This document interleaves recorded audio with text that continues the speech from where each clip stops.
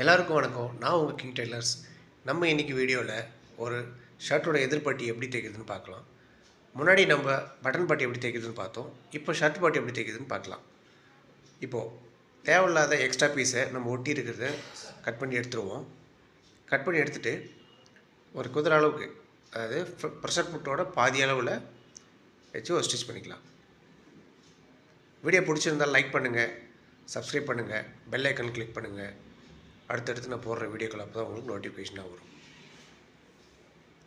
இந்த மாதிரி வீடியோக்களை தெரியாதவங்களுக்கு ஷேர் பண்ணி விடுங்க, அவங்களும் பார்த்து தெரிஞ்சுக்கிட்டோம்.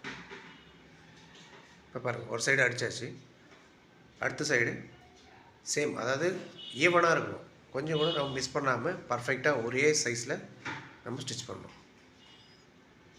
நம்ம இது காஜாப்பட்டின்னு சொல்லுவாங்க, இல்லைன்னா எதிர்பட்டி அப்படின்னும் சொல்லுவாங்க. பாருங்கள், முடிச்சாச்சு.